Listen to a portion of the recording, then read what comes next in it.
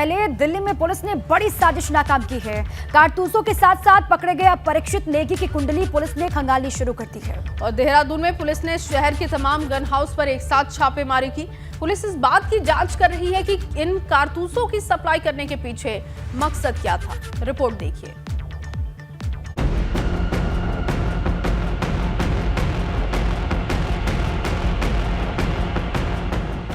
कारतूस के साथ गिरफ्तार हुए रॉयल आर्म्स के संचालक परीक्षित नेगी की पुलिस कुंडली खंगाल रही है। कारतूस की तस्करी के मामले में देहरादून पुलिस ने शहर के कई गन हाउस में छापेमारी की। इसमें रॉयल आर्म्स के संचालक परीक्षित नेगी का गन हाउस भी शामिल है। परीक्षित नेगी के गन हाउस के बारे में जानकारी जुटाई जा रही कि उसने कितने कारतूस बेचे और इसका रिकॉर्ड उसके पास है या नहीं। पुलिस इसकी पूरी छानबीन कर रही है। उनके स्टॉक को चेक कर रहे हैं, कितना उन्होंने बेचा है, कितना उन्होंने अपने इनकी स्टॉक में एंट्री हुई है। वो पूरा जो स्टॉक में लेने से लेकर के बेचने के बीच में जो डिफरेंसेस है उसको भी चेक करेंगे और पूछेंगे कहाँ उन्होंने बेचा है। दिल्ली में पकड़े गए 6 आरोपियों में से एक आरोपी देहरादून के रॉयल आर्म्स का मालिक है। बताया जा रहा है कि ये सभी कारतूस इसी से खरीदे गए थे। इसमें अगर कहीं कोई गफलत मिला, कोई अगर गलत इलीगलिटी मिली तो तदनुसार उनके खिलाफ कार्रवाई की जाएगी। और उसी को चेक करने के लिए हम लोग, क्योंकि 15 अगस्त का समय है, तो उसके परिप्रेक्ष्य में और जो दिल्ली में जो परीक्षित नेगी का जो मामला सामने आया है उसके दृष्टिगत में हम लोग ये कर रहे हैं। पुलिस के हाथ अब तक लगी जानकारी में पता चला कि परीक्षित नेगी के पास अमृतसर स्थित गन हाउस में 14,000 कारतूस बेचने का लाइसेंस और ट्रांसपोर्ट लाइसेंस था। उसने मई महीने में ही 3 महीने के लिए ट्रांसपोर्ट लाइसेंस बनवाया था। लेकिन सवाल यह है कि वो ये कारतूस लेकर दिल्ली कैसे पहुंचा। पुलिस भी अब इसकी जांच कर रही है। स्वतंत्रता दिवस से पहले पुलिस ने एक बड़ी साजिश को नाकाम कर दिया। अब पुलिस ये भी पता लगाने की कोशिश में है कि इतनी ज्यादा मात्रा में कारतूस जमा करने के पीछे आखिर मकसद क्या था। एबीपी गंगा के लिए देहरादून से रवि कैंतुरा की रिपोर्ट। अब चलिए आगे बढ़ते हैं। गंगा सवेरा में उत्तराखंड की खबरों का रुख करते हैं। देहरादून से बड़ी खबर है। यूके SSSC पेपर लीक से जुड़ी बड़ी खबर है। पेपर लीक का मास्टरमाइंड हाकम सिंह गिरफ्तार हो गया है। हिमाचल बॉर्डर से हाकम सिंह को गिरफ्तार किया गया है। और उत्तराखंड की STF टीम ने मास्टरमाइंड को पकड़ा है। मामले में अब तक 18 लोगों की गिरफ्तारी हो चुकी है। जिला पंचायत सदस्य भी हाकम सिंह है। गिरफ्तारी हाकम सिंह की हो चुकी है। पेपर लीक का मास्टरमाइंड ये बताया जा रहा है। हिमाचल बॉर्डर से हाकम सिंह की गिरफ्तारी हुई है और उत्तराखंड STF के लिए ये बड़ी कामयाबी है। मास्टरमाइंड की गिरफ्तारी STF की टीम ने कर ली है। मामले में अब तक 18 लोग गिरफ्तार किए जा चुके हैं और ये सबसे बड़ी गिरफ्तारी, सबसे अहम गिरफ्तारी, क्योंकि इसे मास्टरमाइंड बताया जा रहा है पेपर लीक मामले का। हिमाचल बॉर्डर से इसको गिरफ्तार किया गया है। पेपर लीक का ये मास्टरमाइंड है हाकम सिंह, जिसकी गिरफ्तारी हो चुकी है। अब तक 18 लोगों की गिरफ्तारी। और चलिए इसी पर और जानकारी लेते हैं। हमारे साथी विनोद जुड़ चुके हैं अधिक जानकारियों के साथ में। ये बड़ी कामयाबी है STF की विनोद, और हाकम सिंह की गिरफ्तारी हुई है हिमाचल के बॉर्डर से, कहा जा रहा है। क्या जानकारी और मिल पाई है हाकम सिंह के बारे में?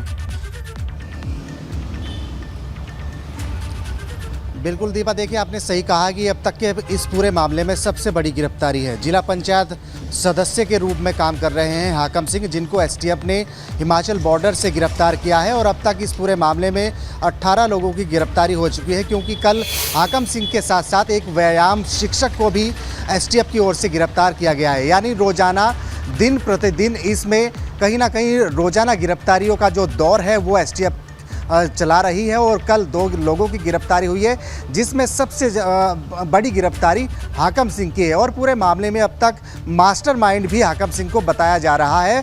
और लेकिन अभी भी जानकारी मिल रही है कि जिस तरह से STF पूरे मामले में जांच कर रही है और जिस तरह से अधीनस्थ सेवा चयन आयोग में ये परीक्षा भर्ती में धांधली का मामला अभी तक थमने का नाम नहीं ले रहा है। रोजाना ही अलग अलग नाम सामने आ रहे हैं, चाहे सचिवालय कर्मी हो, चाहे अलग अलग जो अधिकारी कर्मचारी हैं, उनकी गिरफ्तारी अब तक STF की ओर से कर दी गई है। लेकिन इस पूरे मामले में अगर मास्टरमाइंड देखें तो STF की ओर से ये कहा गया है कि इस पूरे मामले में मास्टरमाइंड अगर कोई है तो जिला पंचायत सदस्य हाकम सिंह है, जो तमाम परीक्षा के जो पेपर है वो लीक करने में अलग अलग अभ्यर्थियों को ये मुहैया कराता था, बड़ी रकम ये लेता था। अभी तक हाकम सिंह को गिरफ्तार कर लिया है, लेकिन इसके बाद भी अगर देखें तो कई और भी सफ़ेदपोश एसटीएफ की रडार पर है और हाकम सिंह लंबे समय से हाकम सिंह एसटीएफ की रडार पे था। और ये जरूर जानकारी जिस तरह से पूर्व में मिल रही थी कि कुछ सफ़ेदपोश भी हो सकते हैं, उसको लेकर भी बड़ी एसटीएफ की ओर से कार्रवाई की गई है। लेकिन अभी ये जरूर माना जाए और अभी तक ऐसा भी नहीं गुरेज नहीं हो सकता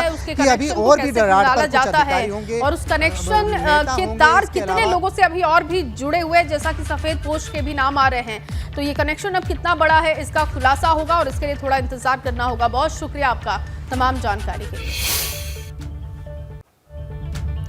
आगे बढ़ते हैं। चंपावत के लोगों को बड़ा तोहफा मिला है। सीएम पुष्कर सिंह धामी ने चंपावत मुख्यमंत्री कैंप कार्यालय की शुरुआत कर दी है और इस मौके पर सीएम धामी ने कहा कि कैंप कार्यालय के खुलने से अब लोगों को जरूरी कामों के लिए देहरादून नहीं भागना होगा और अब यहीं पर लोग अपनी समस्याओं को लेकर आ सकते हैं, तमाम जरूरी काम करवा सकते हैं।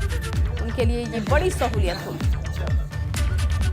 उद्घाटन के वक्त की तस्वीर आप देख रहे हैं। नए काम किए हैं, नए ज्ञान विज्ञान में नई खोजें की हैं। तो सीएम धामी ने कैंप कार्यालय की सौगात दे दी है चंपावत के लोगों को और यहाँ पर अब तमाम जो सहूलियतें होंगी उसका फायदा मिलेगा यहाँ के नेताओं को, कार्यकर्ताओं को।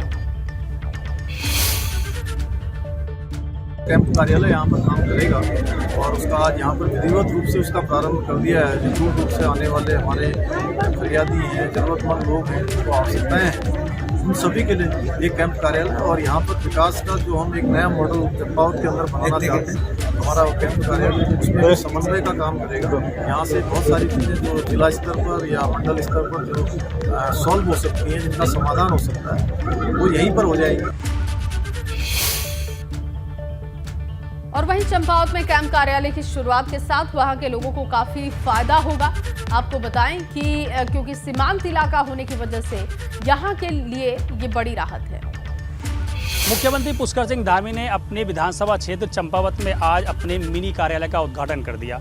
ये पहली बार हुआ है कि जब किसी मुख्यमंत्री के विधानसभा क्षेत्र में इस तरह के सीएमओ या मिनी कार्यालय का उद्घाटन किया गया हो। इससे ये बात तो साफ है कि वहाँ रह रहे तमाम लोगों को मुख्यमंत्री से मिलने में आसानी होगी। तो वहीं जिन लोगों को देहरादून के चक्कर काटने पड़ते थे, अपने कामों के लिए देहरादून आना पड़ता था, वो आसानी से वहीं अपने काम करा सकेंगे।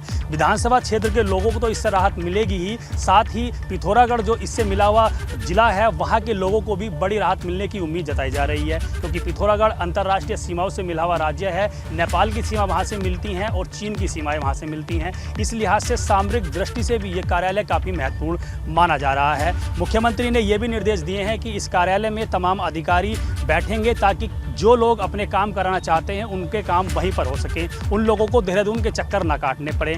ऐसे में साफ तौर पर यह कहा सकता है कि मुख्यमंत्री का जो मिनी कार्यालय खोला गया है, जहां पर अधिकारियों को बैठने के निर्देश दिए हैं, उससे लोगों को कितना फ़ायदा मिलेगा ये तो वक्त ही बताएगा। लेकिन हम इस मुख्यमंत्री की पहल को एक सराहनीय कदम बता सकते हैं, क्योंकि विधानसभा क्षेत्र के तमाम लोगों को मुख्यमंत्री से मिलने के लिए देहरादून आना पड़ता था। इसके साथ साथ ही कुमाऊं के तमाम ऐसे ज़िले हैं जो मुख्यमंत्री की चाह में मिलने के लिए देहरादून आते थे, उनको वहीं पर मुख्यमंत्री आसानी से मिल सकेंगे और काम उनके आसानी से हो सकेंगे। देहरादून से अपने सहयोगी निशांत चौहान के साथ पंकज राणा, एबीपी गंगा। हर घर तिरंगा अभियान की शुरुआत के साथ ही देवभूमि तिरंगामयी नजर आ रही है। कहीं बुलडोजर पर तिरंगा रैली निकाली जा रही है तो कहीं पर भाजपा कार्यकर्ता बाइक पर सवार होकर रैली निकाल रहे हैं। तिरंगा यात्रा में बुलडोजर की झलक। सितारगंज में बुलडोजर पर सवार भाजपा कार्यकर्ता। हर घर तिरंगा अभियान को लेकर देवभूमि तिरंगामय नजर आ रही है। सितारगंज में कैबिनेट मंत्री सौरभ बहुगुणा की अगुवाई में तिरंगा रैली निकाली गई। मोदी जी चाहते थे कि हर घर तिरंगा और हर घर झंडा का मतलब यही था कि आदमी अपने झंडे को लेकर गर्व महसूस करे, आज हिंदुस्तानी होने में गर्व महसूस करे। और आज सितारगंज से ये मैसेज गई है, पूरे देश में, पूरे उत्तराखंड में ये मैसेज गई है। शहर के व्यापारी और स्कूली बच्चों के साथ भाजपा कार्यकर्ता रैली में शामिल हुए। तिरंगा यात्रा में 750 मीटर लंबा तिरंगा झंडा आकर्षण का केंद्र रहा। उधर हरिद्वार में भाजपा की तिरंगा यात्रा की अगुवाई पूर्व मंत्री और सांसद रमेश पोखरियाल निशंक कर रहे थे। निशंक खुद बाइक पर सवार होकर निकले थे। इस तस्वीर में देखिए एक तरफ पूर्व मंत्री निशंक इस बाइक पर सवार हैं, तो वहीं दूसरी ओर पूर्व कैबिनेट मंत्री स्वामी यतीश्वरानंद भी एक कार्यकर्ता की बाइक पर बैठकर तिरंगा यात्रा में शामिल होने पहुंचे। निशंक ने कहा कि उत्तराखंड वीरों की भूमि है, इसलिए इसके सम्मान में तिरंगा यात्रा निकाली जा रही है। हर जगह तिरंगा, पूरा उत्तराखंड भी पूरे तिरंगा से छाया हुआ है। वैसे भी ये वीर भूमि है और आज यहाँ युवा मोर्चे के यहाँ हजारों लोग हरिद्वार में ये तिरंगा यात्रा निकाल रहे हैं। देहरादून में भी हर घर तिरंगा अभियान को लेकर रैली निकाली गई। भाजपा युवा मोर्चा के कार्यकर्ताओं ने शहर में विशाल तिरंगा रैली निकाली और जिनके कारण आज हम आज़ाद भारत में सांस ले रहे हैं, उनको स्मरण करते हुए हम सबका दायित्व बनता है कि उनको स्मरण करते हुए हर घर पर तिरंगा का सम्मान बढ़ाते हुए और माननीय प्रधानमंत्री जी के आह्वान के बाद देश के प्रत्येक नागरिक को अपने घर पर तिरंगा फहराकर इस सेलिब्रेशन को बनाना चाहिए। भाजपा युवा मोर्चा के कार्यकर्ता अपने हाथों में तिरंगे झंडे लेकर पहुंचे थे। जैसे ही कार्यकर्ताओं की भीड़ जुटी, राजधानी भी तिरंगामय नजर आने लगी। एबीपी गंगा के लिए देहरादून से पंकज, हरिद्वार से रोहित के साथ खटीमा से धीरेन्द्र की रिपोर्ट। अब चलिए आगे बढ़ते हैं। तिरंगे की रोशनी में देहरादून का पुलिस मुख्यालय भी सजा हुआ है। आजादी के अमृत महोत्सव पर जहां हर घर घर तिरंगा है, वहीं रात के वक्त सरकारी भवनों आदि पर भी तिरंगा खूब सजा हुआ तिरंगे के रंग में मुख्यालय दिखाई दे रहे हैं।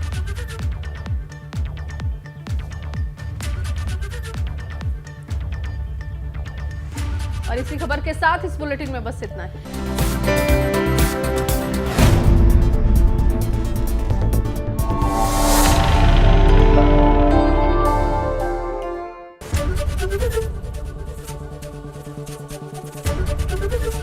एबीपी गंगा, खबर आपकी, जुबान आपकी।